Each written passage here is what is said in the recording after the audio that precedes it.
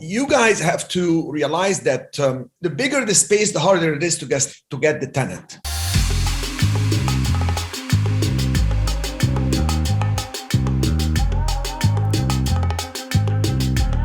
I'll tell you what, I will summarize this one because it's a long question. Okay. So the building is in outside New York City. It's an old CVS pharmacy. It's now vacant. And it was occupied briefly. It was vacant for 5 years, occupied briefly by Salvation Army. And then they left. And Eric is wondering, he's been racking his brains trying to figure out, okay, what should I do with this?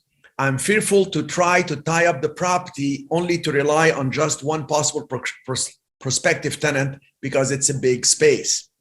Well, you guys have to realize that the bigger the space, the harder it is to get the tenant. Because yes, you can divide the space and all this, but it's not something you can easily assign or you can easily bring a tenant into. However, with that said, I'd like to mention to you what type of tenants I have seen take large spaces in my God knows how many years of dealing with retail businesses. I've seen CVS spaces and Walgreens spaces taken over by AutoZone or other car parts, or sometimes it's split into AutoZone and somebody else, like an oil changing company. So they use part of the parking lot if it's big for a Jiffy Lube, and then AutoZone next door. I've seen them taken over, like in Santa Clara, California. One was taken over by Walmart neighborhood center, so smaller Walmarts that actually serve the neighborhood. I've seen them turn into industrial buildings, which could be very profitable, especially if you're in the right location, like maybe Long Beach, California, in some places closer to the coastal areas in Florida. I've seen them being turned into large gyms that do competition. For example, there was one in San Diego, California that was taken. And this student of mine, he does kickboxing, or it's called Black Sabbath or whatever.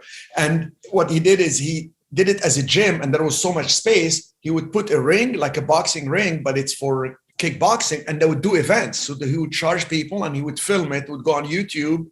His name is Vince Soberano. It's just an amazing guy, just amazing. I mean, the guy is, he's a fighting machine. I don't know why you would need to fight so hard.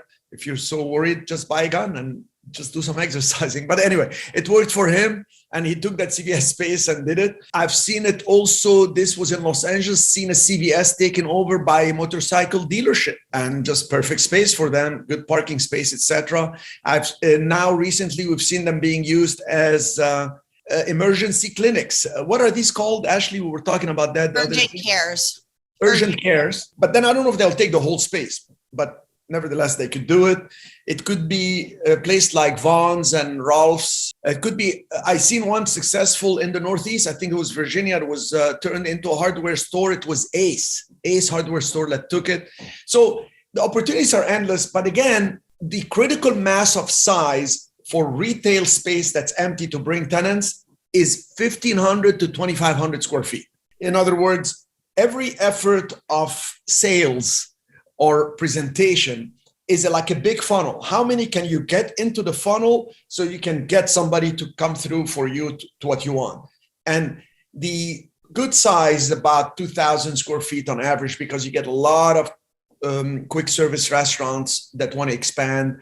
And many of what I mentioned to you have smaller versions right now that they test in the markets so they can lower their risk. Okay, one of his continued question was, I realized the deposit is refundable. I could do it for the JV, but would you be interested? No, I mean, yeah, I'm always interested, but you want to have the best return on your effort and time. So you can test it, but you're looking at bigger tenants to look into that space for CVS. There'll be less of them interested. There was a follow-up to the question, do you think enlisting the help of a local politician, like a congressman or something like this, to entice the prospective tenants to consider occupying the space, would that help? Politicians, the best story I've had was, hiring a retired mayor, where you call them and say, listen, I would like to interview you. I'd like to invite you for lunch. Would it be possible? And I'm going to write something about it. Or I'd like to interview you on a Zoom call. Would that be possible? And then before the Zoom or after the Zoom call that you interviewed them, you can ask them if they can help you regarding a permit that you want, And because they are retired mayors or whatever, they may tell you, well, contact this person or I'll make a phone call for you. Usually for permitting, I was dealing with a company in California doing a land entitlement, and their entire positioning in the market was we're well connected politically and we're able to get the entitlement faster and get certain exemptions and approvals. But in general, a politician, no matter how powerful that politician is, he or she is not going to convince a retailer to go into any location because it's really, really driven by the numbers. A retailer, think like you are Burger King. You're not going to open a space unless you see that there is enough traffic, that the competition next to you is going to feed business to you. It's going to make sense to you. They're going to work together. It's going to kind of amplify the business. There's good synergy. So you're constantly looking for data to exchange with competitors. There are softwares that give you sales in an area. You talk to your franchisees. You talk to your other brands that you may have, like Inspire Company have 13 sub-brands, Arby's and this and that. And they look at the sales in an area to make a decision based on numbers. It's all about managing risks. They want to pay the least amount and get the most return. So politicians wouldn't help there.